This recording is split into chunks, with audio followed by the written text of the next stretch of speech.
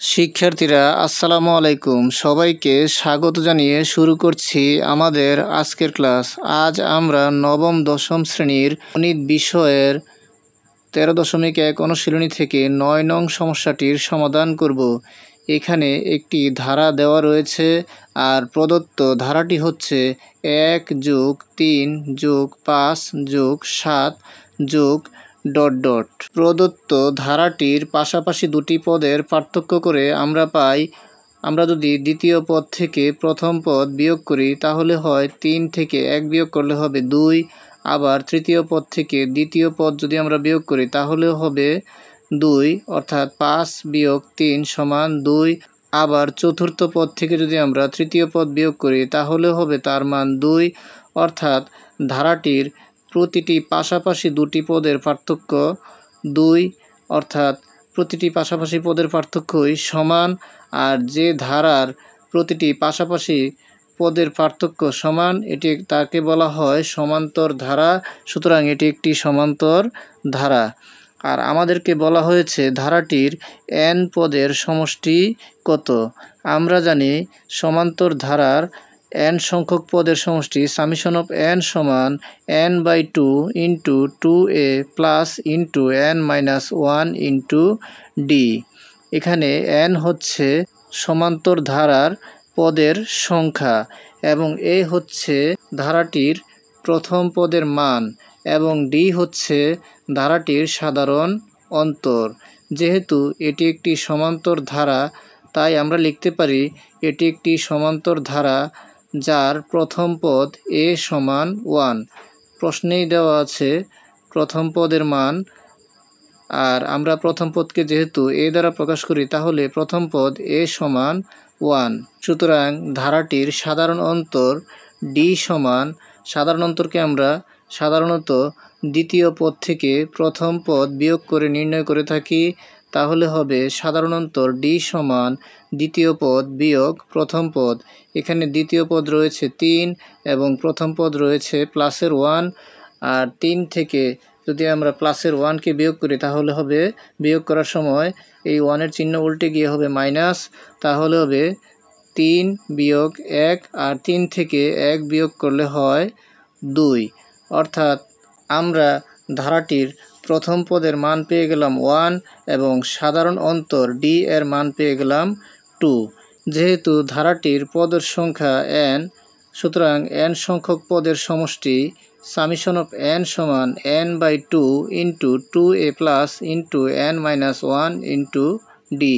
যেহেতু পদের সংখ্যা n তাহলে এখানে n এর স্থলে nই থাকবে এবং a এর মান এই ধারা থেকে পাই আমরা 1 এবং d এর মান এই ধারা থেকে আমরা পাই 2। তাহলে a এর স্থলে বসবে 1 এবং d এর স্থলে বসবে 2। তাহলে আমরা পাই n/2 ইন্টু 2 ইন্টু a এর মান 1 প্লাস ইন্টু, যেহেতু n এর মান nই থাকবে তাহলে n-1 ইন্টু d এর মান 2। এখানে আমাদেরকে প্রথম ব্র্যাকেটের অংশের হিসাবটি আগে শেষ করতে হবে। আর প্রথম ব্র্যাকেটের অংশের সাথে 2 গুণ অবস্থায় রয়েছে, তাহলে 2 দ্বারা যদি আমরা প্রথম ব্র্যাকেটের অংশটিকে গুণ করি 2 ইন্টু প্লাসের n আমরা পাই 2n, 2 ইন্টু মাইনাসের 1, 2 2 প্লাসে মাইনাসে মাইনাস, অর্থাৎ মাইনাসের 2। তাহলে আমরা পাই n/2 ইন্টু 2 2 যোগ 2n আর -2। তাহলে আমরা পাই n/2 ইন্টু 2 প্লাস 2n -2। এখানে ব্র্যাকেটের অংশের কাজটি আমাদেরকে আগে শেষ করতে হবে। ব্র্যাকেটের ভিতরে সংখ্যা রয়েছে প্লাসের 2 এবং মাইনাসের 2 আর রয়েছে প্লাসের 2n। আমরা সংখ্যার সাথে সংখ্যার হিসাবটি শেষ করতে পারি। যেমন প্লাসের 2 এর সাথে মাইনাসের 2 কেটে গেলে এখানে কিছুই থাকে না, আর শুধু থাকে প্লাসের 2n। আর এই ব্র্যাকেটের অংশটি যেহেতু n/2 এর সাথে গুণ অবস্থায় ছিল তাহলে এই 2n n/2 এর সাথে গুণ অবস্থায় হবে। তাহলে আমরা পাই n/2 ইন্টু 2n। যেহেতু n এর সাথে 2 ভাগ অবস্থায় রয়েছে আর এই n এর সাথে 2n গুণ অবস্থায় রয়েছে, তাহলে নিচের 2 এর সাথে উপরের 2 আমরা কেটে দিতে পারি। তাহলে হয় 2 2, অর্থাৎ আমরা পাই 1। আর এখানে রয়েছে n into n, n into n সমান n স্কোয়ার, আর 1 হলে n স্কোয়ারকে n স্কোয়ার। সুতরাং আমরা সামেশন অফ n সমান, অর্থাৎ ধারাটির n পদের সমষ্টি আমরা পেয়ে গেলাম n স্কোয়ার। সুতরাং সামেশন অফ n সমান n স্কোয়ার অ্যান্সার। এখন আমরা এই অনুশীলনীর 10 নং সমস্যাটির সমাধান করব। এখানে প্রদত্ত ধারাটি হচ্ছে 8 যোগ 16 যোগ 24 যোগ ডট ডট। এখানে আমাদেরকে ধারাটির প্রথম 9টি পদের সমষ্টি কত তা নির্ণয় করতে বলা হয়েছে। আর যেহেতু এখানে প্রতিটি পাশাপাশি দুটি পদের পার্থক্য হচ্ছে 8, তাহলে এটি একটি সমান্তর ধারা।